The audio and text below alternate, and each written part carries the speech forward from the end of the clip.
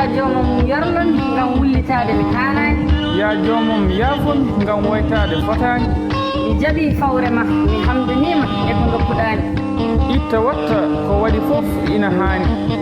Jarama mbojen mboj. Giɗo leñol anda Sénégal. Min tan e hooram.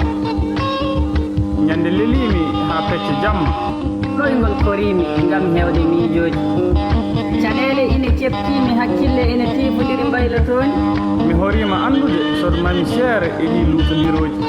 Mi etima mukkude gite kono hakkille jaɓani. Miijo ina dura e janngo am kono jamma o ko niɓɓo tawa weetani. Mi siftora ko golle geno hayso welani. Mi immo kadi mi jooɗo elle mo wonani. Ɓerngel ne fiɓa ne fitta to hanani. Aduna tigi muusi andi ɗum komo dañani. Pecce jamma ɗoygol mi horo ngam gañam gadana ko ɓernde am. Ƴeew mi immo mi jooɗo. Mi salligo mi juula mi toro mbajjiri mo woɗɗani. Ñawdowo caɗele mo nando mum woodani. Mayde e musde basal ne famɗani. Mi yiye ko jinmi tawi mi hattanani. Eskey laaɓi dokke peccama kono yimɓe potani. Mi waldi e ñamale ɗe mi yoɓani. Mbiɗe miijo wurde e dande hami yejjiti ɗi ñalɗiɗi koybani. Min tan wurde hami fofto hakkille am jaɓani. Gena ko moƴƴo hawnay ko heɓɓomi ko leelani. Ko dañal weeli kono min kam mi andani. Mbiɗe miijo beele somi finimaɓe hasito wattari kam mi haalani.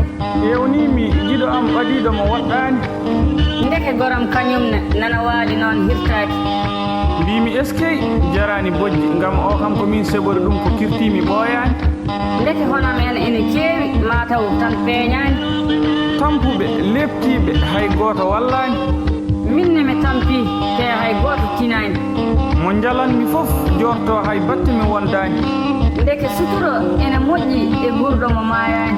Hen tumaji mi woya min tan goto ɗo ɓe jiyani. Ɓernde sukkito mi momta gonɗi am gila ɓe tinani. Mi jala hami herkita elle mette mi waldani. Fof ko ngam suturo am e anɓe ɓe cuuɗaki cuurani. Neɗɗo jala kadi ha wellito no musallo wondani. Kono eskey ñande telmi ɗo hay goto wonani. Mi rutto e miijoji ɗi tuttaki. Gardoji cente cente e hakkille mo wuɗani. Mi torima jomam nde o wallata kala balɗo miijoji musɗi hono am. Nde muñal hoɗata e ɓernde mum hayso hattanani. Yo faabomi hami mayde e ndimago am tawi añɓe gandani. E am tawi sagoji maɓɓe ɓe keɓani. So wertudemi jungo to hanani. Ngam heewi andoɓe tawi gonɗi pajani. Muusi metti te ballo wodani. Ya jomum yarlon ngam wullitade mi hanani. Ya jomum yafon ngam woytade fotani. Mi jaɓi fawre ma mi hamdanima e ko dokkuɗani. Itta watta ko waɗi fof ina haani.